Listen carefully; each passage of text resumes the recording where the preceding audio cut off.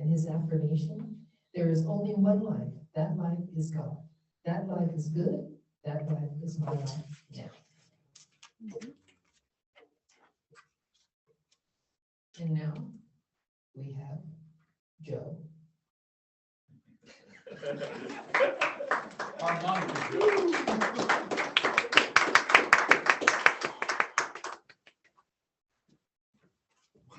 Thank you for that fabulous introduction.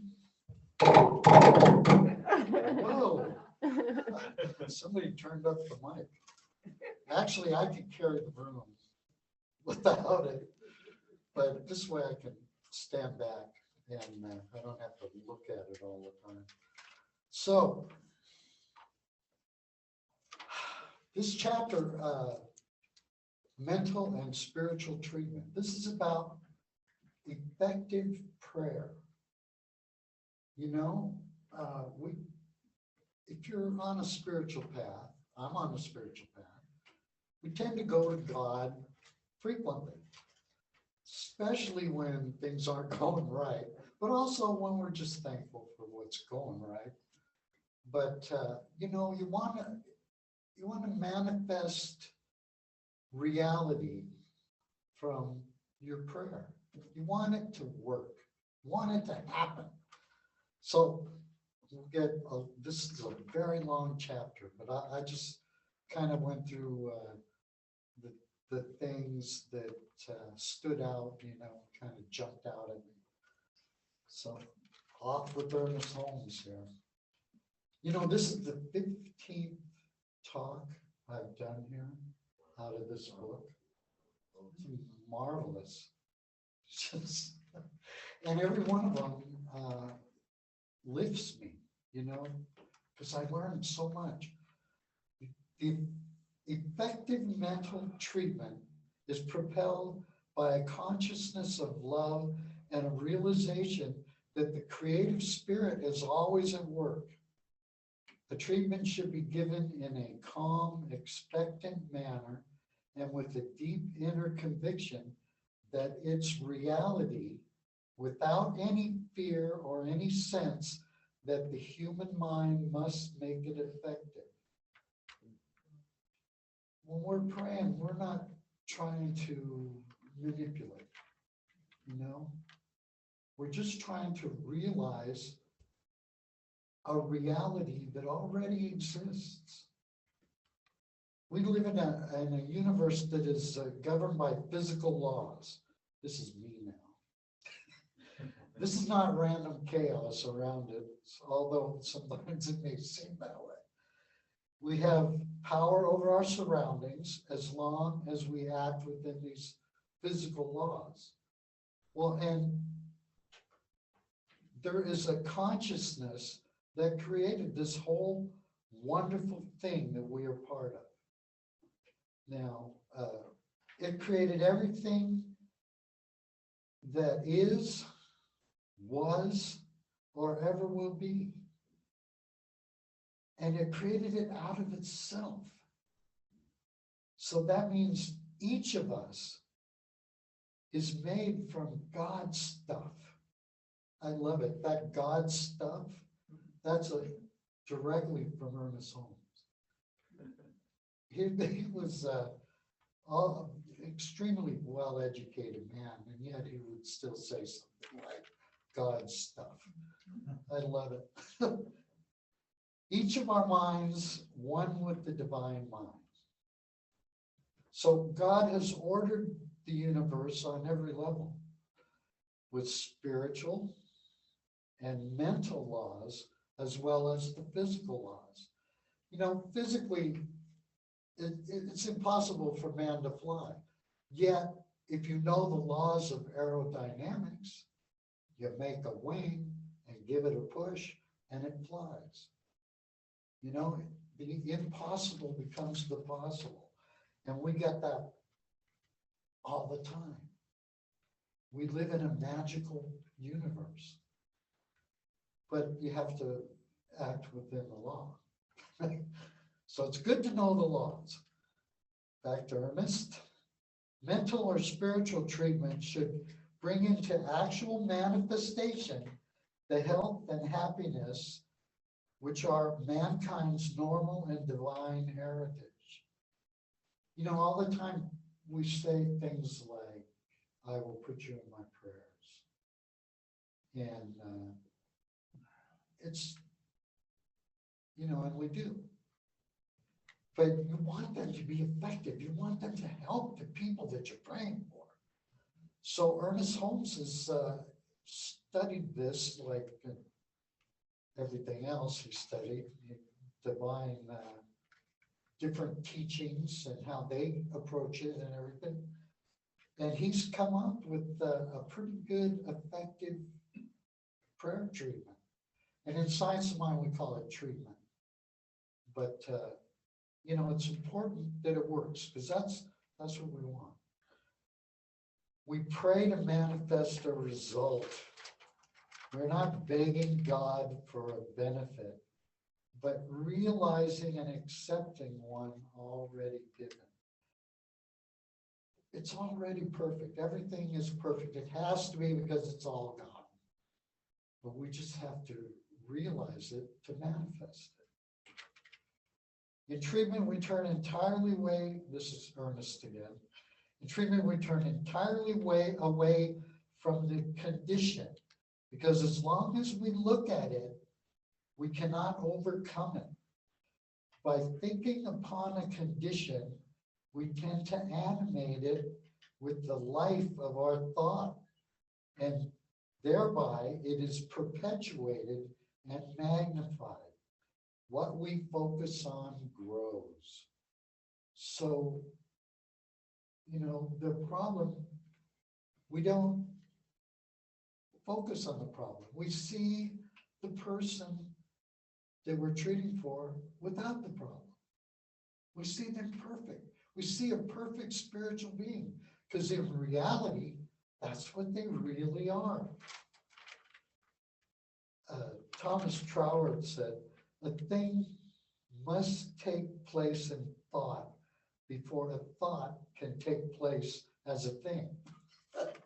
So it all starts in here. And if we're starting worrying about this condition, we're on the wrong track immediately. You know, sometimes it's really hard to get away from that. I mean, some of us are going through some stuff. So, you know, there's no perfect way to do it. You know, it's all perfect because God is perfect and we're all part of God. But we have to acknowledge it and realize it and put it there in our thought. Treatment is not willing things to happen. This is back to Ernest. It is providing within ourselves an avenue through which they may happen. We already live in a perfect universe, but it needs to be seen mentally before it can become a part of our experience. We need a clear picture within ourselves of the desired result for effective treatment. You know, and that's what we want. We want to manifest that perfect reality. Okay, back to Ernest. A practitioner works through the law of mind, definitely for someone else. He declares the truth about the person that he is treating, stating that this person is a divine being, complete, happy, satisfied, conscious of his own spiritual being, that this thing which is causing him to suffer now is not a law, has no right to be, is no longer effective through him, cannot suggest anything to him, that he is free from it, and that this word which the practitioner is speaking removes any obstruction in mind or obstruction in manifestation and allows the flow of life through this individual. The condition we're treating is an effect. The truth is the person is a perfect spiritual manifestation of the divine, containing within themselves all the healing power of the universe. And that's what we're trying to, or not, that's what when we're doing effective treatment, that's what we're realizing, that they are already perfect. Ernest Holmes says the same thing over and over, but he says it different every time. And it like rings different bells in my head. It's really, really enjoyable doing these things. Back to Ernest. The one who attempts to heal himself or another through a recognition of the creative power of mind and the ever availability of good is a mental or spiritual practitioner. Such a one refuses to allow negative thoughts to control his consciousness. He endeavors to greet the divinity in every person he meets. Boy, that could be a challenge. But it's so important not to let that negativity in, because immediately you sabotage the good that you're trying to do. Negative thoughts begin negative creation. In law, sapping the power from your treatment. Back to Ernest. The first requisite for the mental and spiritual practitioner is a full sense of the sacredness of his trust, the sacredness of the confidence of his patient, which impels him to pour out his very soul. Practitioners do meet occasionally to discuss cases, but they should never mention the names or the personal affairs of those under treatment. It's a sacred trust. When somebody tells you something and they need prayer for it, that's between you and them forever. And no one else, unless they tell you specifically to go to someone else. So it's so important. Keep it between you and the person being treated and God. That's how it works. Then there's none of that negative stuff creeping in. I really love this part. Ernest Holmes he just blows me away. It is the practitioner's business to uncover God in every man. God is not sick. God is not poor. God is not unhappy. God is never afraid. God is never confused. God is never out of his place. The premise upon which all mental work is based is perfect God, perfect man, perfect being.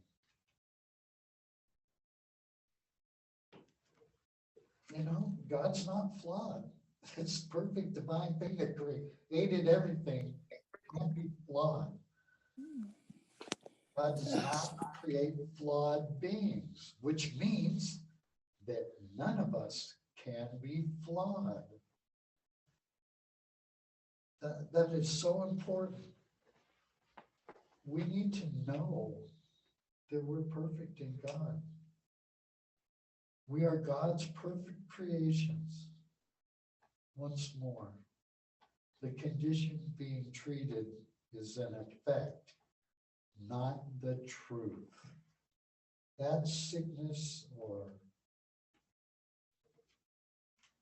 thing that's happening in your life is just an effect. And if you can change cause, effect changes. So how do you change cause? Well, the first cause would be God. So you just go to God. And there it is. Back to Ernest. It does not matter so much what one says. It is what one believes when he says it that counts. We must believe he must believe if he is going to be a successful practitioner, that his word is the law of that whereunto it is spoken. You know, how's your prayer going to be effective if you don't believe it? You know, we have to know. Hey, Zoom, I'm sorry, I've kind of been ignoring it, but I love you all. I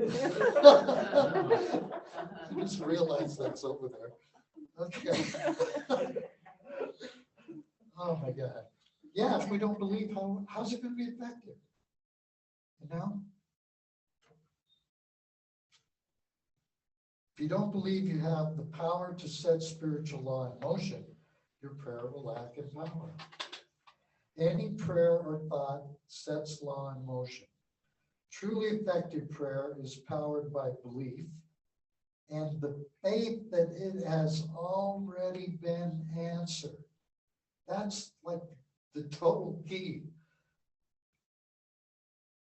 We're all perfect spiritual beings. We start out that way. It can't change.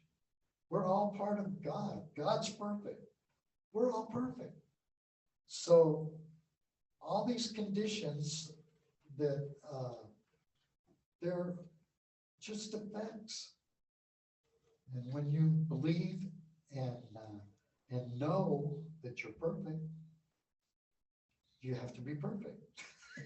It can't work any other way. It's such a beautiful system. Thank you, God. The more completely the practitioner is convinced of the power of his own word, the more power his word will have.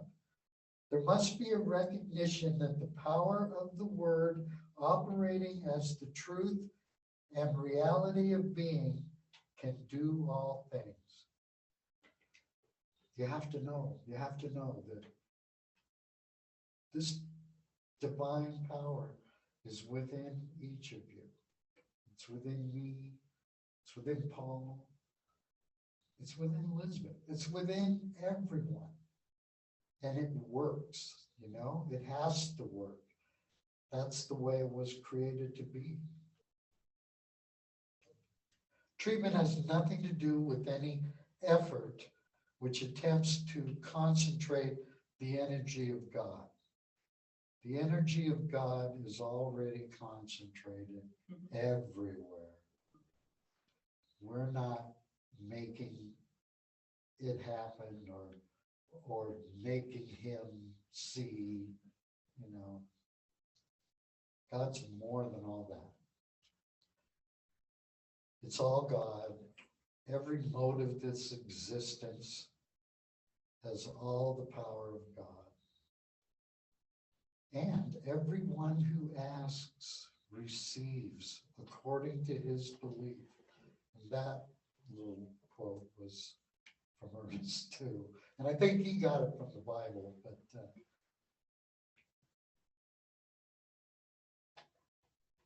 we are so blessed to have been born into this existence. And I think there's, you know, some people believe we chose it, and we chose our parents before we were born. And, you know, that's possible.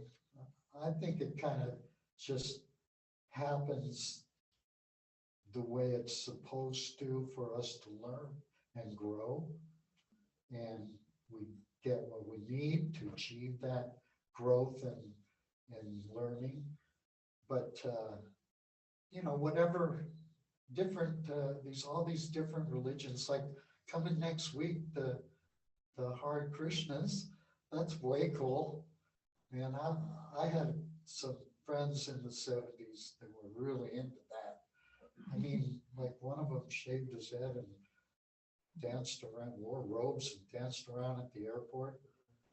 He went that far. I mean, he was truly into it. And it's perfect, you know. What you believe is perfect for you. And I've had some, I don't know what to call them, but they're the kind of Christians that won't accept anything else. in my store recently, and it was very challenging to maintain a peaceful equilibrium. I love to talk spirit with anyone, and to learn, from their beliefs. But it wasn't really a conversation. Everything I said, this man countered with a quote from the Bible. So he wasn't going to listen to anything, other than to be able to respond with a quote from the Bible. And I had a hard time, but I still enjoyed it. But I kind of, a couple of times felt like arguing and had to stop myself. But because it doesn't do any good. We're truly blessed with what we have, and it's open for anyone who wants it. But I'm not going to cram it down anybody's throat. Just bless them for what they believe, and if it obviously makes him happy, go for it. One thing, don't be afraid of change. Darwin, there's one for the Christians. Darwin said that it's not the strongest species nor the most intelligent that survives. It's the most adaptive to change. And we can take that to heart. And our lives will get much better. And especially if we can throw in a good prayer treatment now and then. That helps too. So I hope everybody had a wonderful Thanksgiving. I did. And I was going to tell you something, but I totally slipped my mind. Was it the joke? Yeah. It was the little boy, and he said, his mom says, do you know why we have Thanksgiving? And the little boy says, yeah, so we know when to start Christmas shopping. That was it. All right. Have a blessed future. Thank you.